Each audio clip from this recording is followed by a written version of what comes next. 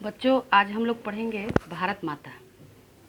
सुमित्रा नंदन पंत की ये कविता जो भारतीय हिंदी साहित्य में बहुत लोकप्रिय और बहुत ही चर्चित ये कविता रही है। आज हम लोग पढ़ेंगे भारत माता। पहले कवि परिचय। सुमित्रा नंदन पंत का जन्म उत्तराखंड में इनका जन्म हुआ। अल्मोड़ा जिले में कौसानी एक बहुत ही रमणीय स्थान है, वहाँ पे इनका जन्म हुआ। इनकी माता सरस्वती देवी और पिता का नाम था इनका गंगादत्त पंत। माता इनकी सरस्वती देवी और पिताजी का नाम गंगादत्त पंत, आपको याद रखना होगा। और इनके पिताजी कौसानी के वहीं पे स्थानीय टी स्टेट, वहाँ चाय का उत्पादन होता है उत्तराखंड में, वहीं पे ये टी स्टेट के अकाउंटेंट थे। इसलिए प्रारंभिक शिक्षा इनकी गांव में ही हुई और हाई स्कूल की शिक्षा इनकी बनारस में हुई। उसके बाद आजीवन ये इलाहाबाद में रहे। उन्हें 29 दिसंबर 1977 को इनकी निधन हो जाता है। 29 दिसंबर 1977 आपको याद रखना होगा।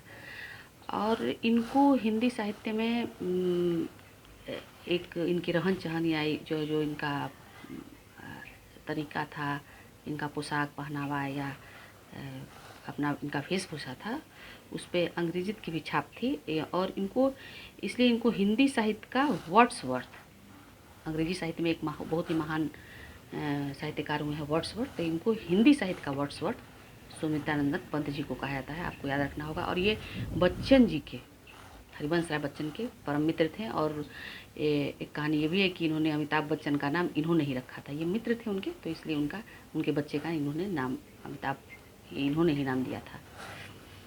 पंत जी छायावादी कवि तो थे ही, मानवतावादी भी कवि थे। और इनके छंदों का इन्होंने जो कविता लिखने का इनका जो तरीका था, उन्होंने सर्वथा नवीन था। इन्होंने जो भी प्रयोग किए वो बिल्कुल नया था। इन पुरानी ही परिपाटी को इन्होंने नहीं किया, अपना नया भी अपना कविता में अपनी कलाकारी इन्होंने दिखाई। और कई जगहों पर इन्होंने उसको पसंद भी किया गया हिंदी साहित्य में, हिंदी पाठकों द्वारा।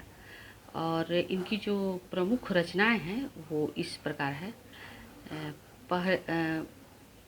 उच्छ्वास, पल्लव, वीणा, ग्रंथि, गुंजन, युगांत, युगवाणी, ग्राम्या, स्वर्णधुली, स्वर्ण किरण, युगपथ, चितंबरा, ये इनकी प्रमुख रचनाएं हैं। और चितंबरा ही ये पुस्तक थी, वो रचना थी जिस पर इन्हें ज्ञानपीठ पुरस्कार प्राप्त हुआ। ज्ञानपीठ इन्हें पुरस्कार प्राप्त हुआ चितंबरा पे, आपको ये भी बात याद रखना होगा।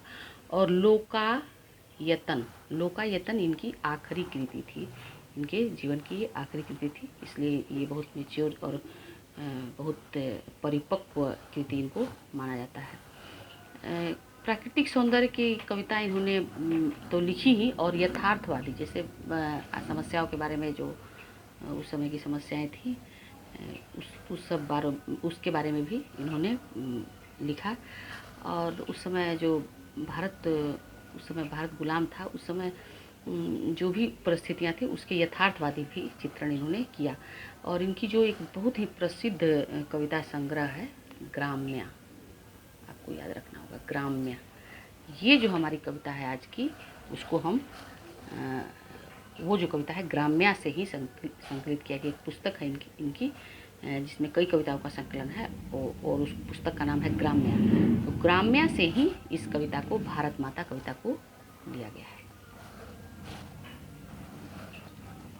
अब कविता पे हम लोग पढ़ेंगे। भारत माता को एक उस समय का चित्रण है जब भारत गुलाम था, और भारत माता जो थी वो बहुत दुखी थी। क्यों दुखी थी? क्योंकि उनके बच्चे दुखी थे, उनको अच्छा भोजन, रहन सहन, बिल्कुल उनका बहुत दीन अवस्था था, इसलिए माँ होने के नाते भारत माता दुखी थी। और इस कविता में उसी दीनहीन अवस्था का वर्णन है। भारत माता पूरे भारतीयों का प्रतीक बन के यहाँ पर उनका वर्णन है। भारत माता ग्रामवासिनी। भारत माता कहाँ रहती हैं? कवि के अनुसार ग्राम में रहती हैं, ग्राम में निवास करती हैं, गांव में निवास करती हैं। और उनकी स्थिति कैसी दिखती है? खेतों में फैला है श्यामल। खेतों में श्यामल, श्यामल यहाँ पर श्याम का मतलब होता है काला, कालीमा फैली हुई है, हरियाली नहीं है, हरियाली के बिल्कुल विपरीत। खेतों में कैसा फैला हुआ है? श्यामल, कालीमा फैली है, अर्थात वहाँ पर हरियाली नहीं है, फसल नहीं है और वहाँ पर श्यामल फैला हुआ है। और धूल भरा मैला सा आंचल, इसलिए जब श्यामल है वहाँ पे कोई फसल नहीं है तो वो जो खेत जो है वो धूल भरा है और इस वजह से जो भारत माता का आंचल है वो मैला सा दिखता है। एक फणीश्वरनाथ थे कि एक बहुत प्रसिद्ध उपन्यास है मैला आंचल, तो ये भी कहा जाता है कि मैला आंचल भारत माता के इस पंक्ति से ही उन्होंने अपनी पुस्तक का नाम मैला आंचल रखा था, ऐसी हिंदी साहित्य में चर्चा होती है। तो भारत माता का आंचल कैसा है? फसल न होने के कारण, हरियाली न होने के कारण मैला हो गया है, मतलब कालीमा दिख रही है, श्यामल दिख रहा है, अंधेरा जैसा दिख रहा है, हरियाली नहीं दिख रही है। इस वजह से गंगा यमुना में अश्रुजल, और गंगा यमुना जो नदियां हैं, भारत की प्रमुख नदियां, उनके जो पानी है, उसका जो जल है वो ऐसा लगता है जैसे भारत माता रो रही हैं।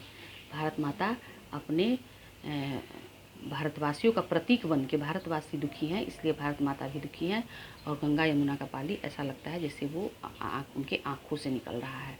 भारत माता की एक चित्र यहाँ पर, प्रतिमा यहाँ पर, एक मूर्ति यहाँ पर दिखाई दी गई है, बताया गया है इस पंक्ति में कि मिट्टी की प्रतिमा उदासीनी, ऐसा लग रहा है कि मिट्टी की वो प्रतिमा है, उनमें जान नहीं है, उनमें भावनाएं नहीं है, उनमें तेज नहीं है। अब वो कैसी लग रही है? एकदम उदास उनकी प्रतिमा है।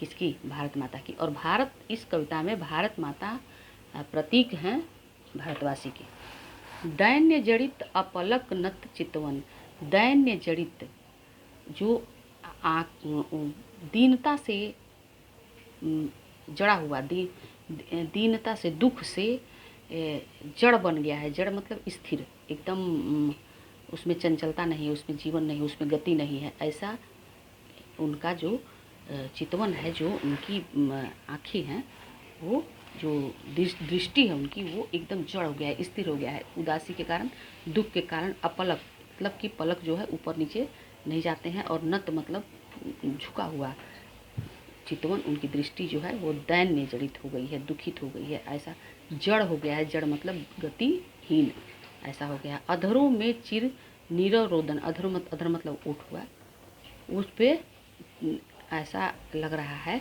कि वो रो रही हैं। और कैसा रो रही है? नीरव, नीरव मतलब ध्वनिहीन, जहाँ पे कोई ध्वनि ना हो। चीर मतलब स्थिर, कोई हिलडुल नहीं रहे हैं, अब बिल्कुल गति उनमें नहीं है, कोई उनमें कंपन नहीं है, बिल्कुल स्थिर होके।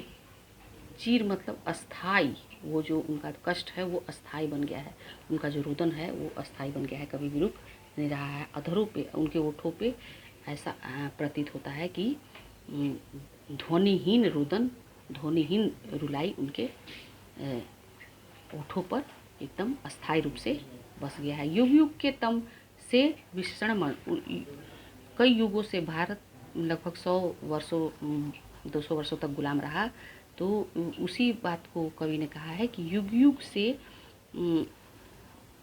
तम मतलब अंधेरा, युग युग कई युगों से, युग युग से, तम मतलब अंधेरे के, विष से विषाक्त है मन।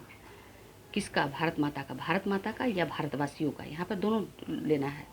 युग युग के तम, युग युग के अंधकार से विषाक्त हो गया है मन, वह अपने घर में प्रवासिनी, वह अपने ही घर में प्रवासिनी हो गई है। प्रवासिनी मतलब होता है प्रवास, होता प्रवासी उसे कहते हैं जो अपने देश में न रहकर कहीं और जाकर रहता है। तो वैसे भारत माता की वैसी स्थिति है जैसे वो कहीं प्रवासिनी बन गई है, ये देश उनका नहीं रह गया, अर्थात भारत का के जो निवासी हैं वो यहाँ, वो देश भारतवासी का ना होके अंग्रेजों का हो गया है, ये यहाँ पर कवि का कहना है। 30 कोटि संतान नग्नतन, अर्धचुधित शोषित निस्सज्जन। 30 कोटि उस समय के जो जनसंख्या थी भारत की, 30 कोटि, कोटि मतलब करोड़, 30 करोड़ संतान भारत माता के कैसे हैं? नग्न तन है, नंगे शरीर पे जो उनको वस्त्र भी नसीब नहीं हो रहा है। अर्धक्षुधित, अर्ध मतलब आधा, क्षुधित मतलब भोजन, आधा पेट उनको भोजन मिलता है। शोषित हैं, वो शोषित हैं किसके द्वारा? अंग्रेजों द्वारा। अनिस्त्रस्त जन मतलब शस्त्र विहीन है, उनके हाथ में शस्त्र भी नहीं है कि वो अपने प्रति हुए अन्याय का वो विरोध कर सके। मूढ़ है, मूढ़ मतलब ज्ञान विहीन, ज्ञान का यहाँ पर मान के चलिए कि विपरीतार्थक शब्द हुआ मूढ़, बिल्कुल मूढ़ हो गए हैं, उनका दिमाग आगे आगे गति नहीं कर रहा है, आगे वो सोच नहीं पा रहे हैं कि हम क्या करें। और उनका जो इतने कष्ट में है, इतने दुख में है कि उनका जो बुद्धि है वो काम करना बंद कर दी है। उसी स्थिति को मूढ़ कहा जाता है। असभ्य हैं, उनको असभ्य भी अंग्रेज जो थे वो असभ्य ही मानते थे भारतवासियों को। असभ्य हैं और अशिक्षित भी हैं। उस समय अशिक्षा भी थी, अंग्रेजी शिक्षा इन लोगों को नहीं मिलती थी भारतवासियों को। और निर्धन तो थे ही, क्योंकि सारा धन जो है विदेश चला जाता था। तो वो ये जो भारतवासी हैं या भारत माता हैं वो नतमस्तक हैं किसके आगे? भारत अंग्रेजों के आगे। और नतमस्तक होके तरुतल निवासनी, तरु मतलब वृक्ष, वृक्ष, तल मतलब नीचे, पेड़ के नीचे निवासिनी। भारत माता कहाँ निवास करती हैं? पेड़ के नीचे निवास करती हैं। इस तरह कवि ने उस समय के यथार्थ का चित्रण किया है। स्वर्ण सस्य, सस्य मतलब होगा यहाँ पर फसल। स्वर्ण सस्य, सोने के जो फसल हैं वो पदतल, स्वर्ण सस्य पर पदतल लुंठित।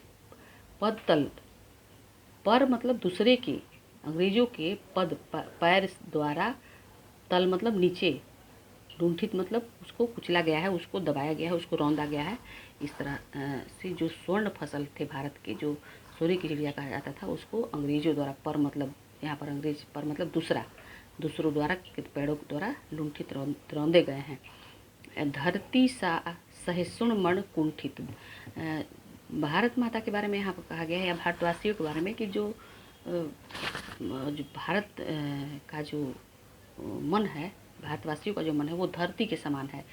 जैसे भारत धरती सभी को आश्रय देती है, सभी धर्मों के प्रति, सभी लोगों के प्रति सहिष्णु होती है। भारत में कई धर्म आए और यहाँ पे रहें, यहाँ पे यहाँ की सभ्यता को अपनाया। तो इसी बात को यहाँ पर कहा गया है कि धरती सा मन है भारत का, और भारतवासियों का सहिष्णु है, वो सबको अपना लेते हैं। उनका मन अब कैसा हो गया है? कुंठित हो गया है, मतलब दुखित हो गया है। अब वो किसी को अपनाना नहीं चाहते हैं, न किसी में वो मिलना चाहते हैं। क्रंदन कंपित अधर मौन स्मित, और क्रंदन जो है, रुलाई है, वो कंपित है उनकी। ओठ मतलब, अधर मतलब ओठ, अधर जो है उनका मौन है, कुछ बोल नहीं पाते हैं, एकदम से वो बेचैन हैं, एकदम कुछ भी वो विरोध करने की भी स्थिति में नहीं है। कौन? भारत माता। और भारत जो उनका जो स्मित मतलब यहाँ पर होगा मुस्कान। क्रंदन कंपित अधर मौन स्मित, मुस्कान जो है वो उनकी मौन हो गई है। भारत माता की जो मुस्कान है या भारतवासियों की मुस्कान है वो मौन हो गई है। क्रंदन कम, और ओठ जो वहाँ जहाँ मुस्कुराहट रहती थी वहाँ पर क्रंदन है, रुलाई है, और वो रुलाई से दुख से काँप रहे हैं। राहु ग्रसित सर्देंदु हासनी, जब बहुत ज़्यादा कष्ट होता है तो कहते हैं कि राहु को दोष है, केतु दोष है। तो इसी प्रकार से यहाँ पर कवि ने कहा है कि ऐसा लगता है कि मानो भारत माता को राहु ने ग्रसित कर लिया है। ग्रह है जो, जिसको कहा जाता है कि जिसको ग्रसित हो जाए, जिस पे वो ग्रह आ जाए उसको केवल कष्ट ही कष्ट होता है। तो इसी राहु ग्रह को ऐसा प्रतीत होता है भारत माता के, भारतवासियों के दुख को देखकर कि इस भारतवासियों को और भारत माता को राहु ने ग्रसित कर लिया है, उसे ग्रसित कर लिया है। जो शरदेंदु हासिनी, जो शरद ऋतु, शरद एक ऋतु है,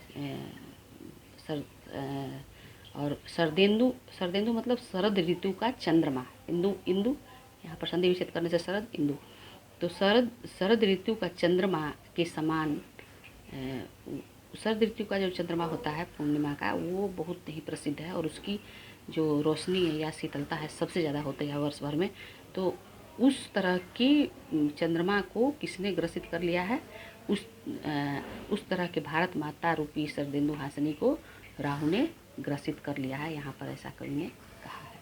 चिंतित भ्रुकुटी क्षितिज तिम्रांकित, और उनकी भ्रुकुटी जो है, उनकी भवें जो है वो चिंतित हैं, वैसे क्षितिज तिमिरांकित, ऐसा लगता है कि जैसे क्षितिज जो होता है, जहाँ क्षितिज कहते हैं आकाश और धरती का जहाँ पर मिलने की अनुभूति हो। आकाश और धरती कहीं मिलता नहीं है, लेकिन जहाँ आभास होता है, जैसा देखने पे लगता है कि आकाश और धरती जहाँ मिल रहे हैं उसको क्षितिज कहते हैं। वो कैसा हो गया है, तिमरांकित, तिमिर मतलब अंधेरा, वैसा लग रहा है कि वो क्षितिज पर अंधेरा छा गया है। तिमरांकित मतलब अंधेरा छाना। चिंतित भ्रुकुटी, भ्रुकुटी जो है हम उनकी भवें जो है वो चिंतित होके ऐसे प्रतीत होता है जैसे क्षितिज पे अंधेरा छा गया हो। नमित नयन, नमित मतलब नम मतलब आंसू से भरा हुआ, नयन मतलब आंखें, नभ बाष्पाच्छेदित, जैसे नमित आंखें उनकी आंसू से भरा हुआ आंखें उनका ऐसा प्रतीत होता है जैसे नभ मतलब आकाश वाष्पाच्छादित हो गया है, वाष्पों से आच्छादित हो गया है, वाष्प जैसे कुहासा छाता है उस तरह से प्रतीत होता है। आनन श्री छाया शशि उपमित, आनन मतलब चेहरा, श्री मतलब तेज, जो उनका जो चेहरा था भारत माता का, उसका जो तेज है वो छाया हो, ऐसा लगता है कि छाया हो गया, काला हो गया है। जिस छाया को, जिस चेहरे को, जिस उनके रूप को देखकर ऐसा उपमित दिया जाता था शशि से। शशि मतलब चंद्रमा से उपमा देता था कि चंद्रमा के समान सुंदर है भारत माता का मुखड़ा। आनंद श्री, जो उनका चेहरे का जो तेज है वो शशि, चंद्रमा से जिसकी उपमा दी जाती थी उस पर छाया पड़ गई है। छाया मतलब कालिमा पड़ गई है। ज्ञान मूढ़, जो ज्ञानी था वो मूढ़ हो गया है, वो मूर्ख बन गया है, वो बेवकूफ़ लग रहा है, उसके ज्ञान बुद्धि काम नहीं कर रहा है। गीता प्रकाशिनी, गीता का प्रकाश, गीता का जो संदेश था, कर्म का संदेश भागवत गीता में, उसको सारे संसार को देने वाली भारत माता वो कैसी हो गई है, मूढ़ हो गई है, जिससे उनकी बुद्धि काम नहीं करती है। अब अगले की पंक्तियों में कवि ने थोड़ा सा आशा बताया है और कहा है कि सफल आज उसका तप संयम। यहाँ पर गांधी जी के विचारों को इस पंक्तियों में देखने को मिलता है कि सफल आज उसका तप संयम, उसका जो जितना 200 साल तक जितना कष्ट किया भारत माता और भारतवासियों ने, उसका आज जो तप था वो आज सफल हुआ। आज उनके जो तपस्या पूरी हुई और सफल आज उसका तप संयम, उसका तप, उसका संयम सब कुछ सफल हुआ। पिला अहिंसा स्नत सुधोपम, क्योंकि भारत माता ने अपने भारतवासियों को पिलाया है अहिंसा रूपी स्तन सुधोमय। सुधा मतलब होता है दूध, अमृत, और सुधोपम मतलब अमृतों में भी उत्तम स्तनपान कराया है, दूध पिलाया है भारत माता ने भारतवासियों को, इसलिए आज उसका तप संयम सफल हुआ है।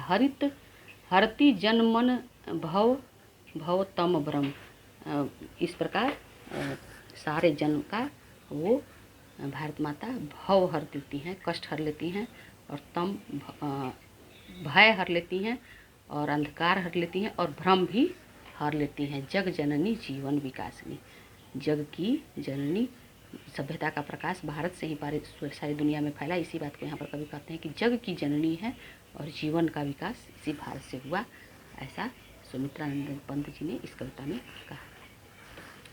क्वेश्चन आंसर हम लोग देखेंगे। कविता के प्रथम अनुच्छेद में कवि भारत माता का कैसा चित्र प्रस्तुत करते हैं?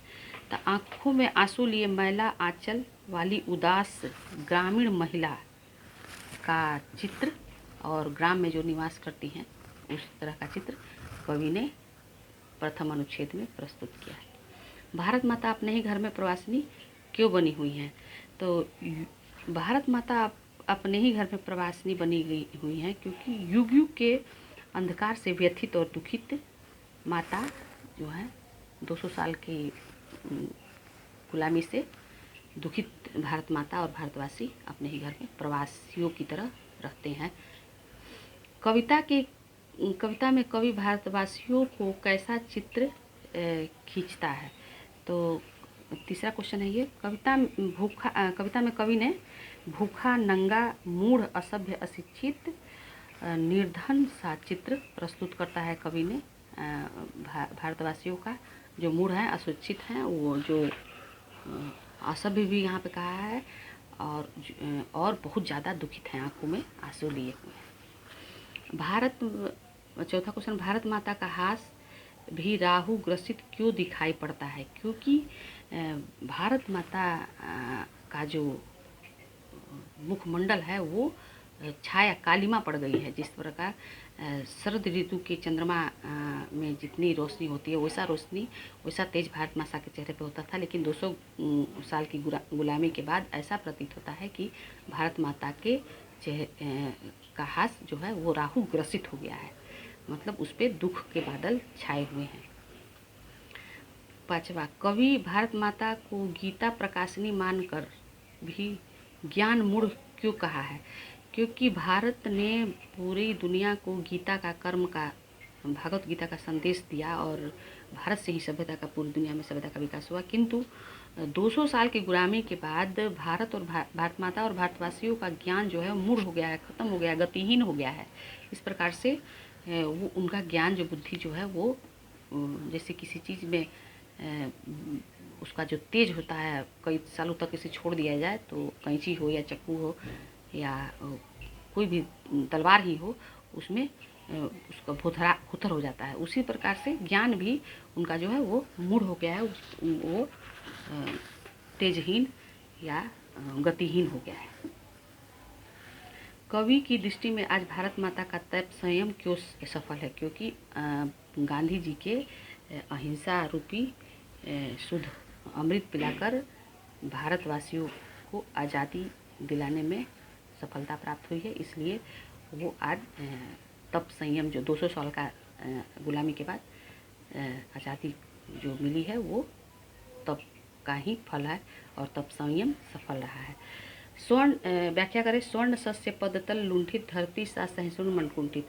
तो यहाँ पे पहले हम लिखेंगे प्रस्तुत पंक्ति हमारे पाठ्य पुस्तक के गोधली से भारत माता पाठ से लिया गया है जिसके लेखक हैं सुमित्रा नरपत, और फिर व्याख्या में लिखेंगे कि स्वर्ण सस्य पदतल लुंठित, सोने की जो फसल है, सस्य मतलब फसल, पैरों पर दूसरों के पैरों द्वारा रौंदा गया है, पर मतलब दूसरों के पैरों द्वारा लुंठित रौंदा गया है। धरती सा सहिष्णु मन कुंठित, फिर भी धरती के समान हमारा जो मन है वो सबको लेकर चलने वाला है, सबको मिलाकर चलने वाला है। कई यहाँ पे जातियाँ यहाँ पे रह गए, भारत को ही अपना लिया, तो इसी बात को कवि ने यहाँ कहा है कि धरती सा मन जो है हमारा जो सहिष्णु था सबको अपनाने वाला वो अब कुंठित हो गया है, दुखी हो गया है। दूसरा व्याख्या है, चिंतित भ्रुकुटी क्षितिज तिम्रांकित नमित नयन नभ वाष्पाच्छादित।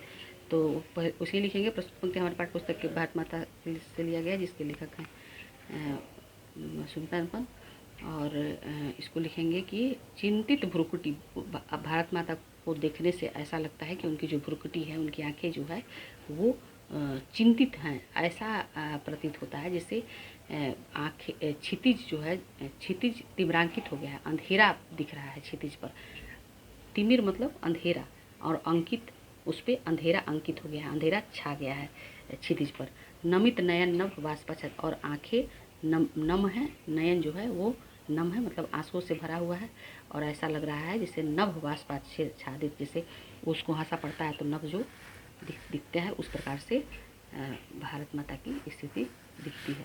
कविता के हर अनुच्छेद में विशेषण का प्रयोग संज्ञा की तरह प्रयोग हुआ है, इसका चयन करते हुए वाक्य बनाएं। तो विशेषण का प्रयोग जैसे पहला हो गया श्यामल, श्यामल का प्रयोग देख लेंगे हम। तो इसका श्याम से इसको श्यामल कर दिया गया है। इसका क्वेश्चन है संज्ञा की तरह, विशेषण जो है संज्ञा की तरह प्रयोग। श्याम हुआ ये विशेषण, गोरा काला ये सब श्याम, ये सब विशेषण हुआ और इसको श्यामल करके संज्ञा बना दिया गया है। इसी तरह से दैन्य, ये दैन्य भी हुआ विशेषण, दीनता ये भी विशेषण हुआ, इसको दैन्य जड़ित अपलेख, इसको भी संज्ञा की तरह प्रयोग किया। इसको इस तरह से आप भी खोज सकते हैं, इसको बना सकते हैं, देख सकते हैं इसको क्या हो गया।